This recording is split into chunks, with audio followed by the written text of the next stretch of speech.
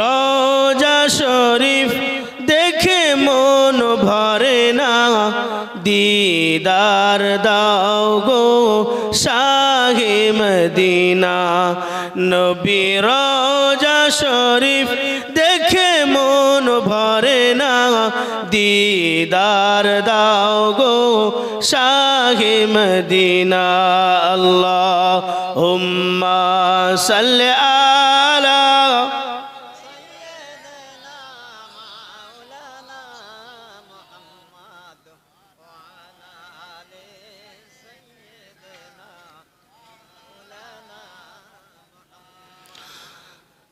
तौहीद का डंका आलम में बजवा दे कमली वाले ने, पी पी के प्याले कौसर के लौटेंगे मसासी भर भर के। इन्ना आतैना कल कौसर फरमा दे कमली वाले ने, हक़ ला इलाहा इल्लल्लाह, ला इलाहा इल्लल्लाह।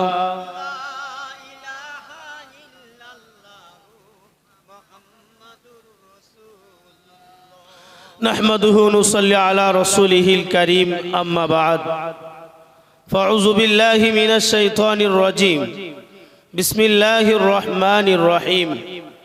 नहनु नक़ुस्सु अलैका नबाअहुम बिल हक़, इन्नहुम फित्यतुन आमनु बिरब्बिहिम वज़िदनाहुम हुदा। अल कुरान। वक़ाल नबी सल्लल्लाहु अलैहि वसल्लम, इदा उदियल मय्यितु फी क़ब्रिही ज़ाअल कुरआनु इंदा रअसिही, औ कमा क़ाल अलैहि सलातु वस्सलाम। সর্বপ্রথমেই আল্লাহ পাকের শুকরিয়া আদায় করি যে মহান মনিব এত শীতের ভিতর দিয়েও আমাদেরকে কোরআন হাদিসের কিছু আলোচনা শুনবার এবং জীবনে বাস্তবে আমল করবার সুযোগ যেন দান করেন, যে শোনার তৌফিক দিয়েছেন, সেজন্য আল্লাহ পাকের শুকরিয়া আদায় করি। সকলে গলা ছেড়ে দিয়ে বলি আলহামদুলিল্লাহ। তারে পরে বিশ্ব নবীর মাজার মুকাদ্দাসে জানায় অসংখ্য দরুদ ও সালাম। সকলে ভক্তি সহকারে বলি সাল্লাল্লাহু আলাইহি ওয়াসাল্লাম। প্যারে হাজিরানে মজলিস, আজ আমি এমন একটা সাবজেক্ট আপনাদের সম্মুখে আলোকপাত করতে শুরু করেছি, সেটি আগেই বলে নেই যে আজকে পৃথিবীর মানুষ বড্ড দিশাহারা হয়ে পড়েছে। কোন রাস্তায় গেলে, কোন পথ দিয়ে চললে আমার পথটা ইহদিনা সিরাতাল মুস্তাকিমের পথ হবে, এই চিন্তায় চিন্তিত হয়ে আছে। এই একটা পয়েন্ট। দ্বিতীয় নম্বর পয়েন্ট হচ্ছে যে আজকে এই যে পৃথিবীতে যে সময়, একটা কাল চলছে, এই কালটা কেমন সময়, এমন কাল কি পৃথিবীতে আর এসেছিল বা ভবিষ্যতে কি আগামীতে কি আসবে? তৃতীয় নম্বর পয়েন্ট হলো যে আমরা আজকে সকলেই হযরত মাওলানা আব্দুল ওয়াহাব সাহেবের আব্বাজান ইন্তেকাল করেছেন। তানার আব্বার রুহের আত্মার শান্তির কল্যাণার্থে তথা এই দেবহ গ্রামের যত মাইয়েত, যত মুর্দা শুয়ে আছে, সমস্ত মুর্দাদের রুহে রুহে সব পাঠানোর উদ্দেশ্যে এই মিলাদ কায়েম করা হয়েছে। এই তিনটি পয়েন্টের উপরে আমি আপনাদেরকে কিছুক্ষণ আলোচনা করব। আমি পূর্বে যে আয়াতটি তেলাওয়াত করেছি, এই আয়াতটি হচ্ছে সূরা কাহাফে বর্ণিত হয়েছে। এই সূরা কাহাফটি নাজিল হয়েছে মক্কায়। আর এই সূরা কাহফের মধ্যে আল্লাহ পাক রব্বুল আলামিন 110টা আয়াত দিয়েছেন। রাসূল করিম সাল্লাল্লাহু আলাইহি ওয়াসাল্লাম যখন মক্কা শরীফে কাফের বেঈমানদেরকে দ্বীনের দাওয়াত দিচ্ছেন, ইসলামের দাওয়াত দিচ্ছেন, কলেমার দাওয়াত দিচ্ছেন, এমন সময় মক্কার কাফের বেঈমানেরা নবী পাকের দাওয়াতে তারা বাধা প্রদান করলো।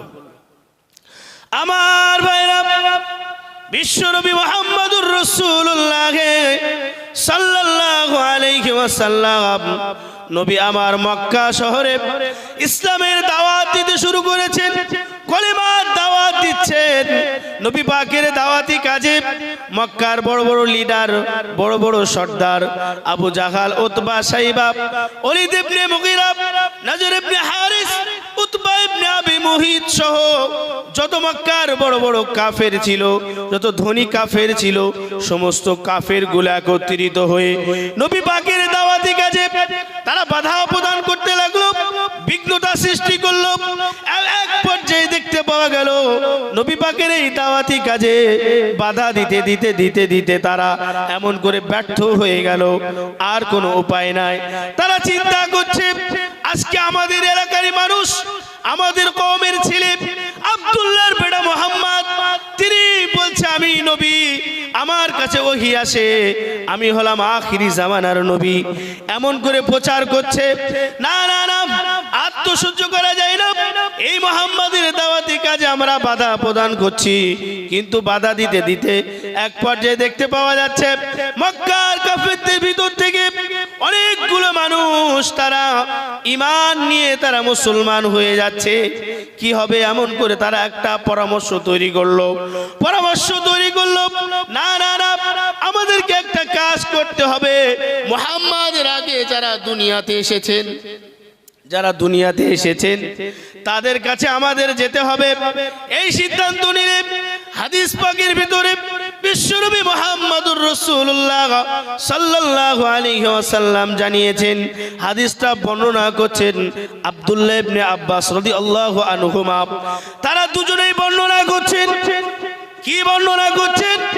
তারা বলছেন মক্কার বড় বড় লিডার, মক্কার বড় বড় কাফির, এমন করে মুশরিক, তারা সিদ্ধান্ত নিল যে আজকে এই মক্কা থেকে দুজনকে মদিনাতে পাঠাতে হবে, যাদের উপরে তাওরাত নাজিল হয়েছে, যাদের উপরে ইনজিল নাজিল হয়েছে, জবুর নাজিল হয়েছে, এই কিতাবগুলো যাদের উপরে নাজিল হয়েছে তাদের কাছে পাঠাতে হবে। এমন করে আব্দুল্লাহ ইবনে আব্বাস রাদিয়াল্লাহু আনহুমা দুজনেই বলছেন যে ওই সময়ে মক্কার বড় বড় কাফেররা কি করলো, দুইজনকে নজর ইবনে হারিস আর উতবা ইবনে আবি মুহিত, এই দুজনকে মক্কা থেকে মদিনাতে পাঠানো হলো। তারা দুজনেই মদিনাতে চলে গেলেন। মদিনার ইহুদি পণ্ডিত তানার কাছে গিয়েছে, আমরা আজকে আমাদের কওমের মানুষ হয়ে আব্দুল্লাহর বেটা মুহাম্মদ, তিনি আজকে বলছে আমি নবী, তিনি যদি নবী হবেন তাহলে আমরা কি করব? তিনি তো নবী বলে দাবি করছেন, কিভাবে তাকে আমরা বিশ্বাস করব? একটা ফয়সালা করে দিতে হবে। মদিনার ইহুদি পণ্ডিত বলতে লাগলো, দেখো মক্কার কাফেরেরা, কুফারি কুরাইশরা, শুনে রাখো, আমি তোমাদেরকে চূড়ান্ত মানের একটা ফয়সালা করে দিচ্ছি। এক নম্বর ফয়সালা হলো, তোমরা মুহাম্মাদের কাছে গিয়ে বলবে, তিনটি প্রশ্ন করবে, এই তিনটি প্রশ্নের জবাব যদি দিতে পারে, আমি মদিনার ইহুদি পণ্ডিত বলে দিচ্ছি তিনি সত্য সত্য নবী। এক নম্বর প্রশ্ন করলেন, এক নম্বর প্রশ্ন বলে দিলেন, হে কুফারি কুরাইশরা, তোমরা মুহাম্মাদের কাছে গিয়ে প্রশ্ন করবে, এ আব্দুল্লাহর বেটা মুহাম্মদ, বলো বলো, তোমার আগে যারা এসেছিল কয়েকজন যুবক ঈমান রক্ষার্থে তারা দেশ ছেড়ে দিয়ে তারা এমন করে পাহাড়ের গুহায়, কাহাফ নামক গুহায় তারা আশ্রয় নিয়েছিল, তানাদের সম্পর্কে কি জানেন একটু বলেন। দ্বিতীয় প্রশ্ন করবে, নবী মুহাম্মাদের আগে এমন একটা বাদশা দুনিয়াতে আল্লাহ পাঠিয়েছিলেন, তিনি ছিলেন ন্যায়পরায়ণ বাদশা, এই বাদশা জুলকারনাইন সম্পর্কে কি জানেন একটু বলেন। তৃতীয় প্রশ্ন করলেন, তৃতীয় প্রশ্ন হয়ে গেল।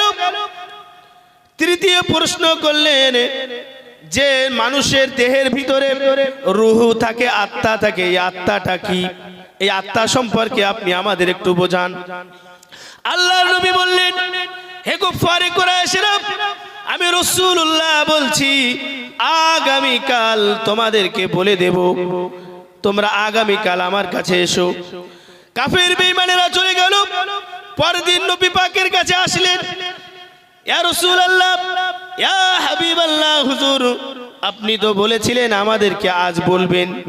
পরদিন এসে তারা নবী পাকের কাছে জানতে চাইলো। নবী আমার বললেন, দেখো আমি তো প্রশ্নের জবাব দিতে পারছি না, আজকে আর বলবো না, তোমরা আগামীকাল এসো। এমন করে নবী আমার ওই সময়ে ইনশাআল্লাহ বলতে ভুলে গেলেন। এই ভুলে যাওয়ার কারণটা হচ্ছে নবুয়াতের শানের খেলাফ। শুধু তাই নয়, নবী পাকের কথাটা শুধু পূর্ণাঙ্গ ছিল না, অপূর্ণাঙ্গ ছিল, পরিপূর্ণ ছিল না। এই পরিপূর্ণ না থাকার কারণে আল্লাহ পাক রব্বুল আলামিন একদিন নয়, দুদিন নয়, 3 দিন নয়, টানা 15টা দিন এমন করে মুহাম্মাদের কাছে ওহী বন্ধ করে দিল। ওহী বন্ধ হয়ে গেল। নবী আমার প্রশ্নের উত্তর দিতে পারছে না। নবী বড় চিন্তায় পড়ে গেলেন।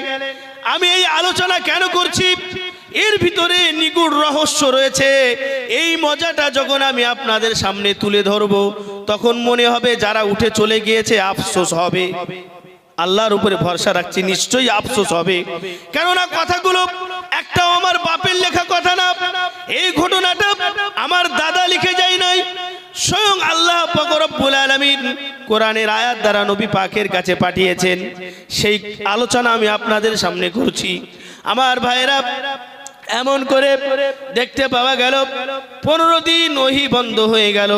ইনশাআল্লাহ না বলার কারণে এমন করে মক্কার কাফেরেরা আবু জাহাল, উতবা, শাইবা, ওলীদ ইবনে মুগীরা, নজর ইবনে হারিস, উতবা ইবনে আবি মুঈত সহ তারা সকলেই নবী পাকের এমন করে ভণ্ড বলে গালমন্দ করতে লাগলো। শুধু তাই নয়, আবু লাহাবের স্ত্রী উম্মে জামিল চট করে কথা বলে ফেলল, দেখো দেখো মুহাম্মাদের উপরে যে জিন ভর করেছিল, সেই জিন বোধহয় আজকে মুহাম্মাদকে ছেড়ে পালিয়েছে। জোরে বলুন নাউজুবিল্লাহ। আর একটু জোরে বলুন না নাউজুবিল্লাহ। আমার ভাইরা, এটা কখনো সম্ভব নয়। নবী আমার এই কথা শুনে বড্ড ব্যথা পেলে, বড্ড কষ্ট পেলে। নবী আমার কাউকে বুঝতে না দিয়ে নবী কি করলেন, এমন করে হুজরার মধ্যে গিয়ে নবী আমার ডুকরে ডুকরে কান্নাকাটি করলেন।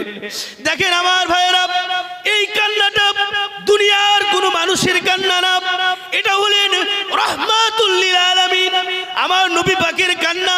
আল্লাহ সহ্য করতে পারলেন না। আল্লাহ পাক সঙ্গে সঙ্গে এমন করে জিবরাইলকে ডাকলেন, জিবরাইল, না না না, আমার হাবিব কান্নায় নড়ানড়ি করছে, যাও যাও চলে যাও। এমন করে জিবরাইলের কাছে একটা দুটো নয় 110টি আয়াত নাজিল করে দিয়ে জিবরাইল সঙ্গে সঙ্গে 70,000 নূরের ফেরেশতার ভর নিয়ে আল্লাহর নবীর কাছে আসলেন। জোরে বলুন না সুবহানাল্লাহ।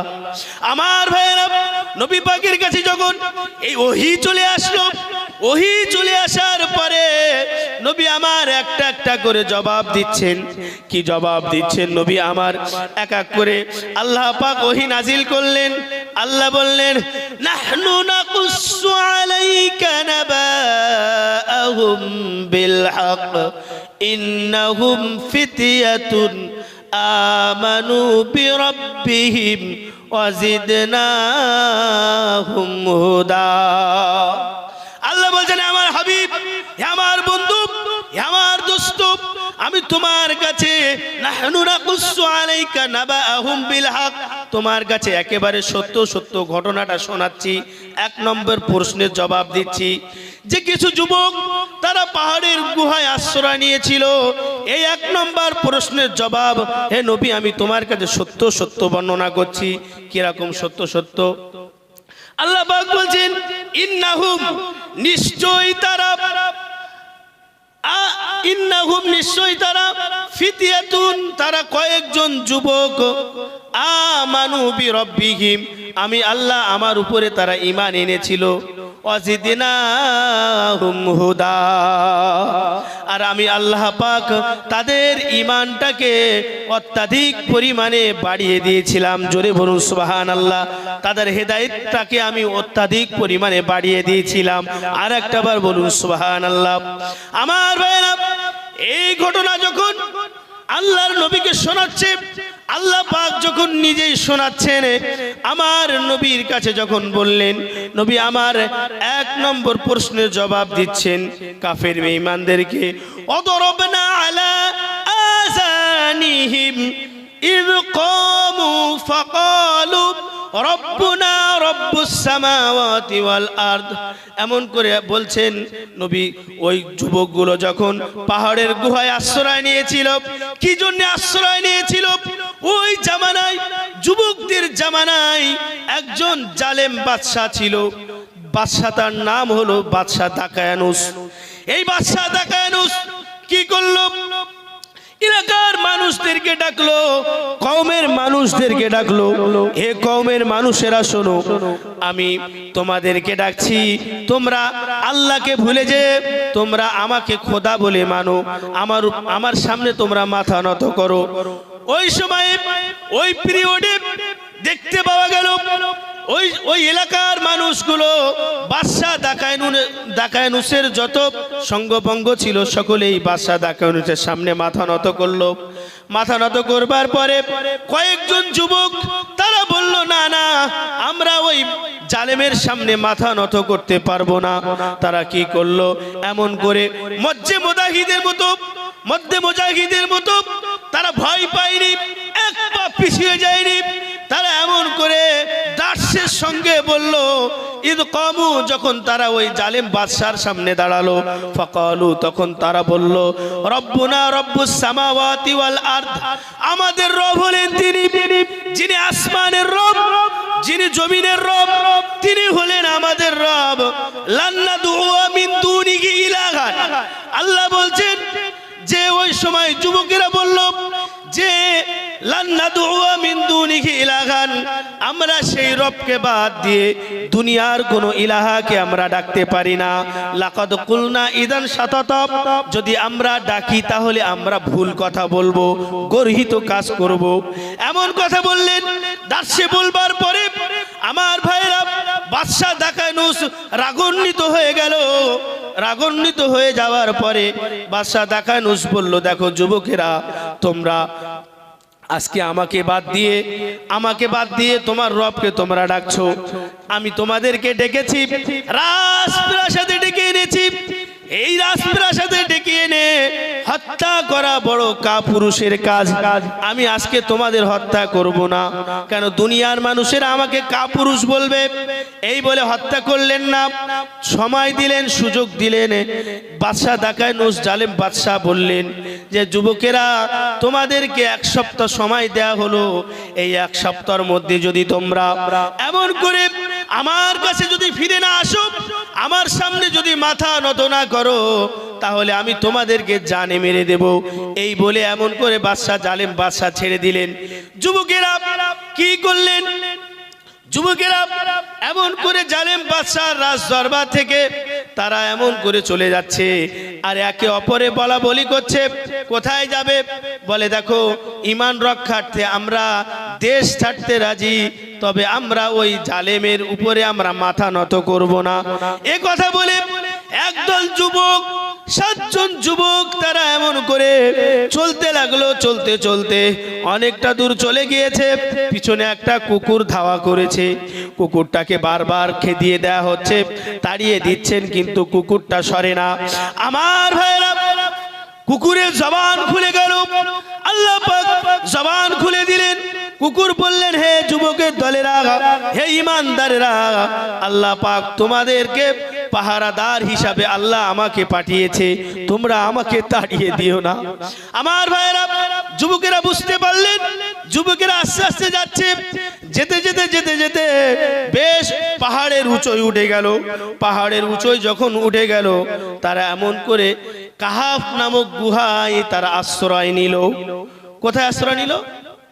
কাহাফ। ওই জন্যে এই সূরাটার নাম দেয়া হয়েছে সূরা কাহাফ। গুহাবাসীর ঘটনা। আমার ভাইয়েরা, যুবকেরা যখন ওই কাহাফ নামক গুহায় পৌঁছে গেল, ওখানে পৌঁছে যে তারা বলল, ফাকালু রব্বানা আতিনা মিন লাদুনকা রাহমা, আল্লাহ তুমি আমাদের উপরে তোমার পক্ষ থেকে রহমত নাজিল করো। জোরে বলুন সুবহানাল্লাহ। আমার ভাইরা, আল্লাহ কিরকম রহমত করলেন শুনলে আশ্চর্য হয়ে যাবেন। কত সুন্দর করে আল্লাহ পাক বলছেন। আল্লাহ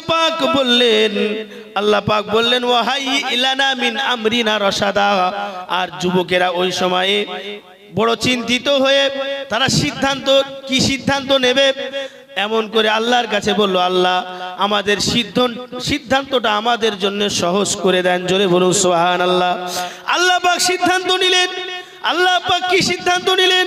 আল্লাহ বলছেন ফাদরাবনা আলা আযানিহিম ফিল কাহফি সিনিনা আদাদা। আল্লাহ বলছেন আমি ওই সময়ে ওদেরকে কাহফ নামক গুহার মধ্যে ঘুম পাড়িয়ে রেখেছিলাম। কাহফ নামক গুহার মধ্যে আমি আল্লাহ পাক ঘুম পাড়িয়ে রেখেছিলাম। ওগো মুহাম্মদ, তুমি যদি ওই দৃশ্যখানা দেখতে, ফাদরাবনা আলা আযানিহিম, ওরা ঘুমাচ্ছে, কিন্তু ওই দৃশ্যখানা দেখলে মুহাম্মদ তুমি বড় ভয় পেয়ে যেতে। কেননা আমি ওদের কানের উপরে একটা পর্দা লাগিয়ে দিয়েছিলাম। আযানিহিম, কানের উপরে পর্দা লাগিয়ে দিয়েছিলাম। কেন এই জন্য পর্দা লাগিয়েছিলাম? দুনিয়ার মানুষ যদি চেঁচামেচি করে তাদের ঘুম ভেঙে যেতে পারে। ওই জন্য আল্লাহ পাক তাদেরকে ঘুম পাড়ালেন। ঘুমটাকে তারা ঘুমাতে ঘুমাতে, তাফসীরের ভিতরে এসেছে সিনিনা আদাদা, বেশ কয়েক বছর তারা ঘুমাতে লাগলো। এই বেশ কয়েক বছর, এটাকে আন্দাজ করে বলা যাবে না। আল্লাহ পাক বলেছেন ওয়ালা বিসুফি কাহফিহিম, আল্লাহ বলছেন ওয়ালা বিসুফি কাহফিহিম সালাসা মিআতিন সিনিনা ওয়াজদাদু তিসা। আমি আল্লাহ পাক ওদেরকে 100 বছর নয়, 200 বছর নয়, তাদেরকে 309 বছর ওই কাহাফ গুহার মধ্যে আমি আল্লাহ ঘুম পাড়িয়ে রেখেছিলাম। একটা বার জোরে বলুন না সুবহানাল্লাহ। আমার ভাইরা, এবার আপনাদের প্রশ্ন জাগতে পারে কি পারে না? প্রশ্ন জাগতে পারে, ওই জালেম বাদশার লোকেরা কি ওদেরকে খোঁজাখুঁজি করলো না? এমন করে সূর্যের কিরণ যে কি তাদের ঘুম ভাঙলো না? মাটি কি তাদের গ্রাস করে ফেললো না? পোকামাকড় কি তাদের খেয়ে ফেললো না? এই প্রশ্ন জাগতে পারে কি পারে না? পারে। এই জন্য আল্লাহ পাক রব্বুল আলামিন এই প্রশ্ন যাতে দুনিয়ার মানুষের অন্তরে জায়গা না পায়, তাই আল্লাহ পাক বলছেন আমি কেমন করে তাদের ঘুম পাড়িয়ে রেখেছিলাম। ওয়া তারাশ শামসা ইযা তালাত তাযাওয়ারু আন কাহফিহিম যাতাল ইয়ামিন ওয়া যাতাশ শিমাল। আল্লাহ বলছেন ওয়া তারাশ শামসা, আমি যখন সূর্যটাকে ওঠাতাম, অতারা মানে ওঠানো, অতারা মানে ওঠানো।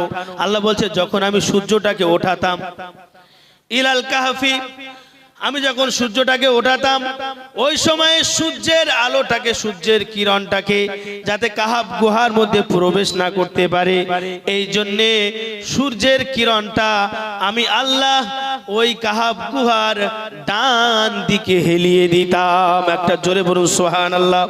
শুধু তাই নয়, ওয়াইদা গরাবাত তাকরিদুহুম যাতাশ শিমাল ওয়া যাতাল ইয়ামিন। আল্লাহ বললেন সূর্যটা যখন ওই যে তাকরিদ, আমি যখন সূর্যটাকে আবার কি ডোবাতাম, অস্তমিত চলে যেত, ওই সময় সূর্যের মুখটাকে আমি আল্লাহ বাম দিকে, ওই কাহাফ গুহার বাম দিকে হেলিয়ে দিতাম। জোরে বলুন সুবহানাল্লাহ।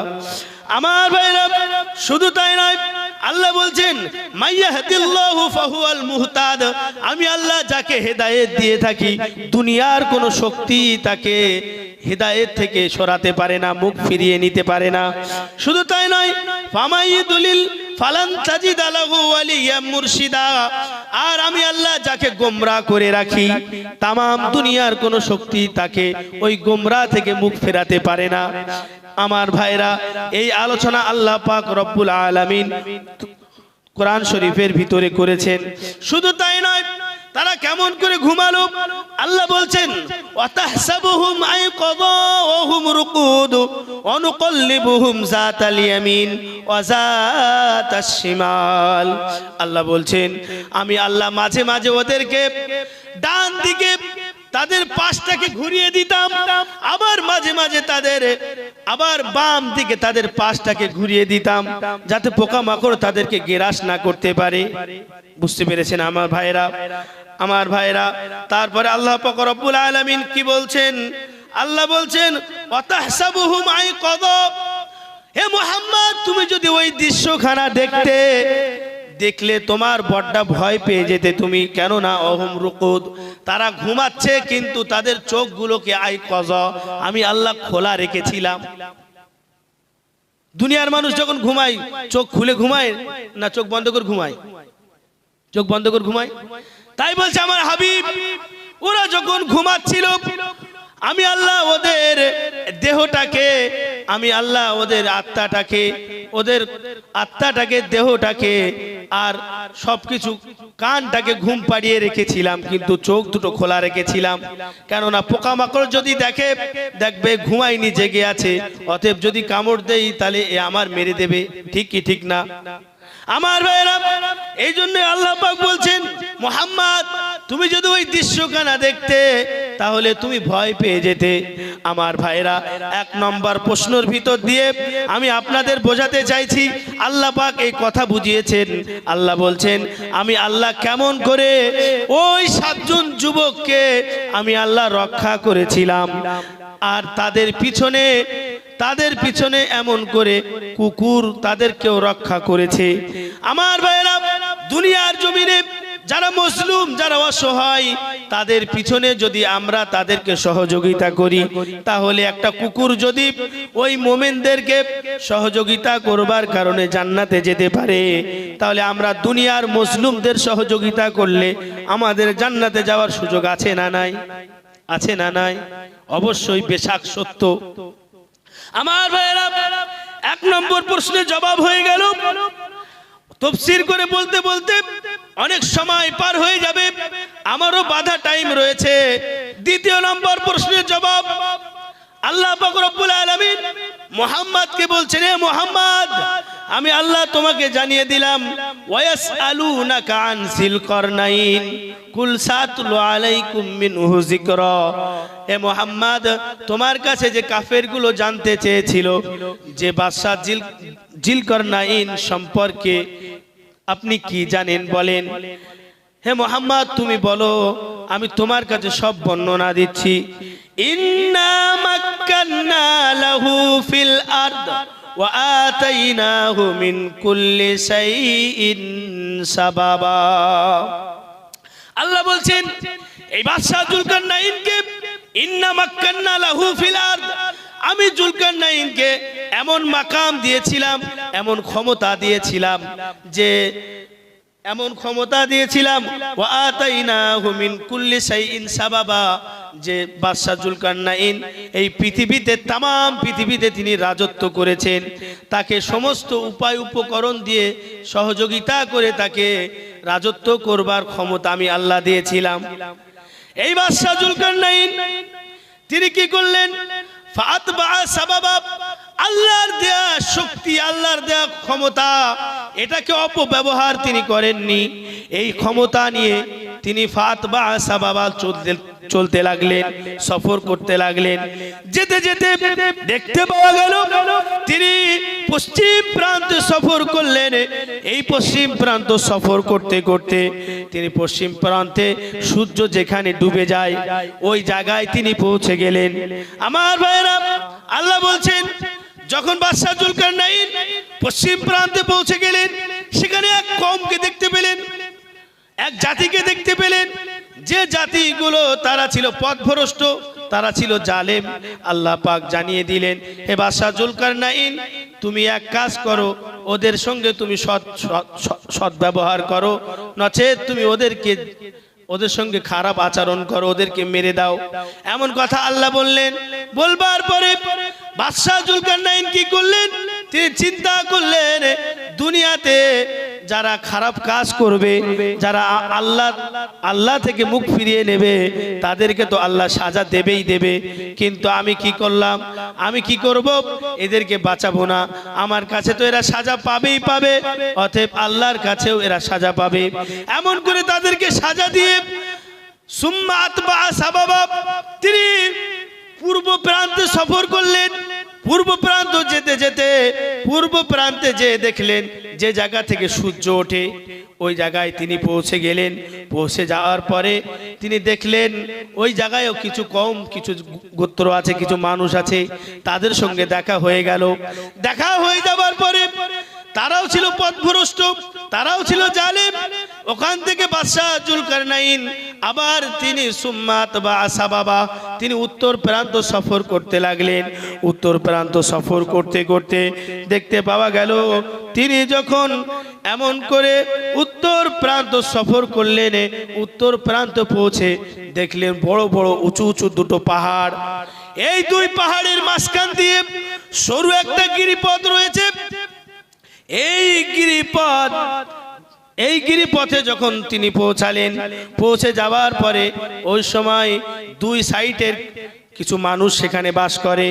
সেই সময় ওই জায়গার মানুষেরা কি করলেন, হাত্তা ইদা বালাগা বাইনা সাদদাইন ওয়াজাদা মিন দুনিহিমা কওমা লা ইয়াকাদুনা ইয়াফকাহুনা কাওলা। আল্লাহ বললেন বাদশাহ জুলকারনাইন যখন ওই দুই পাহাড়ের গিরিপথে পৌঁছালেন, ওই সময় এক সাইডের মানুষেরা বাদশাহ জুলকারনাইনের কাছে অভিযোগ দায়ের করেছে, দেখো বাদশাহ জুলকারনাইন, আল্লাহ পাক তোমাকে ইন্না মাক্কান্না লাহু ফিল আরদ, আল্লাহ তোমাকে উচ্চ মাকাম দিয়েছে, শক্তি দিয়েছে, এই শক্তিটাকে তুমি অপব্যবহার করবে না। আমরা তোমার কাছে একটা অভিযোগ দিচ্ছি। অভিযোগটা হলো ওই পাহাড়ের মানুষেরা আমাদেরকে হত্যা করে, আমাদের মাল সামান চুরি করে, এমন করে আমাদের জুলুম করে, অত্যাচার করে। এই কথা যখন বলবার পরে অনেক লম্বা ঘটনা, আমি 3 প্রশ্নের জবাব শেষ করতে পারবো না বলে তাফসীরে না এগিয়ে যে তরজমা আয়াত না টেনে আমি গল্প আকারে আপনাদেরকে করে শেষ করে যাই। আমার ভাইরা, এমন সময় দেখতে পাওয়া গেল বাদশাহ জুলকারনাইন ওই দুই পাহাড়ের মাঝখানে তিনি একটা প্রাচীর নির্মাণ করলেন। কি করলেন, ওই সময় বাদশার লোকেরা, ওই সময় কওমের লোকেরা বলল, ক্বালু ইয়া জুলকারনাইন, হে জুলকারনাইন, ইন্না ইয়াজুজ ওয়া মাজুজ মুফসিদুনা ফিল আরদ ফাহাল নাজআলু লাকা খরজা। নিশ্চয় পাহাড়ের অপোজিটে যারা লুকিয়ে রয়েছে ওরা হলো ইয়াজুজ মাজুজ, ওরা দুনিয়াতে অশান্তির সৃষ্টি করে, না না না, ওরা আমাদের উপরে অত্যাচার করে, ওদের এগেনস্টে একটা পাঁচিল নির্মাণ করে দেন। এমন করে বাদশাহ জুলকারনাইন পাঁচিল নির্মাণ করলেন। পাঁচিল নির্মাণ করবার পরে ওই পাঁচিলের মধ্যে এমন করে অনেক গোত্র রয়েছে, এমন করে তাফসীরে জালালাইনের ভিতরে এসেছে ইয়াজুজ মাজুজের, আল্লামা সুয়ুতী বলছেন ইয়াজুজ মাজুজের 22টি দল রয়েছে। কটা দল? 22টি দল রয়েছে। এই 22টি দলের মধ্যে 21 দল তারা ওই অপোজিটের দেয়ালের অপোজিটে রয়েছে, আর একটা দলের মানুষ আমাদের সঙ্গে বসবাস করে। এমন করে বাদশাহ বললেন তোমরা আমাকে সহযোগিতা করো, শ্রম দিয়ে সহযোগিতা করো। এমন করে বাদশাহ বললেন তোমরা কিছু লোহা নিয়ে এসো, লোহার পাত নিয়ে এসো। লোহার পাত আনা হলো, লোহার পাতগুলোকে আস্তে আস্তে বিছিয়ে দেওয়া হলো। গিরিপথের মাঝখানে বিছাতে বিছাতে বেশ উঁচু হয়ে গেল। উঁচু হয়ে যাবার পরে এমন করে বাদশাহ জুলকারনাইন বললেন কলান ফুকু, তোমরা এবার ফু দাও। ফু দিলেন। ফু দেওয়ার পরে বাদশাহ জুলকারনাইন সেটাকে আগুনে পরিণত করলেন। আগুন হয়ে যাওয়ার পরে ওই লোহার পাঁচিলের উপরে বলল তোমরা কিছু তামা নিয়ে এসো। তামাগুলোকে দিয়ে দেয়া হলো। এই লোহার তামার মিশ্রণে উঁচু পাঁচিল হয়ে গেল। এই উঁচু পাঁচিল হয়ে যাওয়ার পরে ওই 21 দল ইয়াজুজ মাজুজ তারা ওখানে বন্দী হয়ে রয়েছে। আমার ভাইয়েরা, আমি আর আলোচনা দ্বিতীয় নম্বর প্রশ্ন লম্বা না করে আমি এখানেই রেখে তৃতীয় প্রশ্নের জবাবটা দিয়ে দেই। তৃতীয় প্রশ্নের জবাব কাফের বেঈমানেরা জানতে চাইলো, হে মুহাম্মদ রূহটা কি, রূহ সম্পর্কে একটু আমাদের জানিয়ে দেন। আল্লাহ পাক বললেন, ওয়ায়াসআলুনাকা আনির রূহ কুলির রূহু মিন রাব্বি আমরি। আল্লাহ পাক বললেন, হে মুহাম্মদ তুমি তাদেরকে জানিয়ে দাও রূহটা কেবলমাত্র আমি আল্লাহ পাক আমার আদেশ ব্যতীত, আমার আদেশ মাত্র। আমি যখন আদেশ করি মানুষের দেহে এমন করে এই রূহটা প্রবেশ করে, আর আমি আল্লাহ যখন হুকুম করি রূহটা তার থেকে বার হয়ে আসে। এটা কেবলমাত্র আমি আল্লাহ আমার আদেশ, এটা তোমাদেরকে বোঝানো যাবে না। ওমা উতিতু মিনাল ইলমি ইল্লা কলিলা, কেননা আমি তোমাদেরকে সামান্যতম জ্ঞান দিয়েছি। কিরকম সামান্য জ্ঞান? একটা উদাহরণ দেয়া হয়েছে কিতাবের মধ্যে, বলা হয়েছে যে সমুদ্রে যদি একটা কাক যদি ঠোঁটটা ডোবায় তার ঠোঁটে কতটুকু পানি লাগতে পারে, তার চাইতেও আমি আল্লাহ তোমাদেরকে সামান্যতম জ্ঞান দিয়েছি। অতএব দুনিয়ার মানুষ তোমরা এই রূহটা কি তোমরা বুঝতে পারবে না, এটা আমি আল্লাহ পাক, এটা আমি ভালো জানি, তোমরা কেউ বুঝতে পারবে না। আমার ভাইয়েরা, আমি শেষ বেশ আলোচনা লম্বা, বক্তা পিছনে বসে আছে, আলোচনা না দীর্ঘায়িত করে আমার মূল উদ্দেশ্যটা আমি বলে শেষ করে দেব। সেটা হলো এটাই, এই তিন প্রশ্নের জবাব যখন কাফেরের কাছে মুহাম্মদ দিয়ে দিল, নবীর প্রশ্নের জবাব পেয়ে কাফের বেঈমানেরা এমন করে নজর ইবনে হারিস, উতবা ইবনে আবি মুইত, তাদের ভিতর থেকে অনেক সংখ্যক মানুষ তারা ইমানের কলেমা পড়ে মুসলমান হয়ে গেল। জোরে বলুন সুবহানাল্লাহ। আমার ভাইয়েরা, আজকে দুনিয়ার মানুষেরা নবীর সর্বপ্রথম শ্রেষ্ঠ মুজিজা হচ্ছে আল্লাহ পাকের কোরআন। নবী আমার ইন্তেকাল করেছেন, কিন্তু দুনিয়ার মানুষের জন্য উম্মতির জন্য কোরআনটাকে রেখে দিয়ে গেছেন। জোরে বলুন সুবহানাল্লাহ। আমার ভাইয়েরা, তাহলে আমরা আজকে দিশাহারা হয়ে আছি, কোন পথে যেতে হবে, কোন পথ অবলম্বন করতে হবে। দেখেন, কোরআনের কাছে ফিরে আসেন। এই কোরআনের কাছে ফিরে আসলে কোরআন আপনাদের বলে দেবে যে কোন পথটা আপনাদের জন্য শ্রেয়। আমার ভাইয়েরা, এক নম্বর পয়েন্ট রেখেছিলাম, পয়েন্টটা হলো এটাই যে এই সময়টা কোন সময় চলছে, বলেছিলাম না? ওই সময় চলছে, সময়টা হলো আল্লাহ পাক রব্বুল আলামিন পৃথিবীতে 4 জন বাদশাকে পাঠিয়েছিলেন। কজন? 4 জন বাদশাকে পাঠিয়েছিলেন। তার ভিতরে 2 জন ছিল কাফের আর 2 জন ছিল মুমিন। 2 জন কাফের হলো তাফসীরে জালালাইনের ভিতরে এসেছে, 1 নম্বর হলো বখতে নাসর আর 2 নম্বর হলো নমরুদ। এরা 2 জন ছিল কাফের আর 2 জন মুমিন বাদশা হলো, একজন হলো বাদশা সুলাইমান আলাইহিস সালাম আর আরেকজন হলো এই বাদশা জুলকারনাইন। জোরে বলুন সুবহানাল্লাহ। 5ম নাম্বার বাদশা যিনি দুনিয়াতে আল্লাহ পাক পাঠাবেন তিনি হলেন ইমাম মাহদী আলাইহিস সালাম, আর ইনি হবেন উম্মতে মুহাম্মাদিয়া থেকে। একবার জোরে বলুন সুবহানাল্লাহ। আমার ভাইরা, কিয়ামতের আগে আল্লাহ পাক রব্বুল আলামিন কি করবেন? 10টি নিদর্শন বর্ণনা করবেন। 10টি নিদর্শনের ভিতরে 4টি আপনাদের শুনিয়ে যায়, লম্বা শোনাবো না, 2 মিনিটে শেষ করব। তার ভিতরে প্রথম নিদর্শন হলো আল্লাহ পাক রব্বুল আলামিন এই দুনিয়া কিয়ামত আসার আগে, কিয়ামতের আগে আল্লাহ পাক 4টি নিদর্শন দিয়েই কি করবেন? কিয়ামত শুরু করবেন। 10টি নিদর্শন দিয়ে শুরু করবেন। তার ভিতরে এই দুনিয়াতে কি করবেন? এমন করে ঈসা আলাইহিস সালামকে পাঠানো হবে। বোঝায়নি? ঈসা আলাইহিস সালামকে পাঠানো হবে। ঈসা আলাইহিস সালাম, দাজ্জালকে পাঠানো হবে। দাজ্জাল কি করবে? ইমাম মাহদীকে পাঠানো হবে। মাহদীর পরে দাজ্জালকে এমন করে পাঠানো হবে, দাজ্জালকে ঈসা আলাইহিস সালাম হত্যা করবে। হত্যা করবার পরে তারপরে 4র্থ নম্বরে ইয়াজুজ মাজুজকে পাঠানো হবে। আমার ভাইয়েরা, দীর্ঘায়িত না করে আমি আপনাদের বোঝাতে চাইছি, আমার নিগূঢ়তম আলোচনার রহস্যটা আপনাদের বোঝাতে চাইছি। এমন একটা সময় আজকে এসেছে যে সময়টা মুহাম্মদ সাল্লাল্লাহু আলাইহি ওয়াসাল্লামের আগে ছিল কি ছিল না? ওই কয়েকজন যুবক তারা ঈমান রক্ষার্থে কাহাব গুহায় তারা আশ্রয় নিয়েছিল, সেই পিরিয়ড কিন্তু বর্তমানে এখন নেমে এসেছে। ঠিক কি ঠিক না? দুনিয়ার মানুষ আজকে দিশাহারা হয়ে যাচ্ছে, কোন পথে চলবো, কোন রাস্তায় যাব। আমার ভাইরা, কোরআনের মেসেজ আমি আপনাদের দিয়ে যাই। আল্লাহ পাক রব্বুল আলামিন কোরআন শরীফের ভিতরে জানিয়েছেন, ইহদিনাস সিরাতাল মুস্তাকিম। এটাই হলো আমি আল্লাহ তোমাদেরকে জানাচ্ছি সহজ পথ, এই পথটাই অবলম্বন করো। অতএব নবী পাকের আগে যে সময়টা ছিল, নবী পাকের আগে যে পিরিয়ডটা ছিল, কাফের বেঈমানদের উৎখাত করে যে যুবকগুলো ওই কাহাব নামক গুহায় আশ্রয় নিয়েছিল, ওরা যেমন ঈমান রক্ষার্থে তারা আশ্রয় নিয়েছিল, আজকের আমাদের ঈমান নিয়ে বর্তমান যিনি রাজা, যিনি বাদশাহ, যিনি আজকের দেশ পরিচালনা করছেন, আমাদের ঈমান নিয়ে ছিনিমিনি খেলছেন কি খেলছেন না? আমার ভাইরা, সেই সময় নেমে এসেছে। অতএব ঈমানটাকে মজবুত করে রাখতে গেলে আমাদেরকে সতর্ক হতে হবে আর কোরআনের কাছে ফিরে আসতে হবে। অনেক লম্বা ঘটনা, আর না বাড়িয়ে আমি এতটুকু আপনাদেরকে নিবেদন করছি।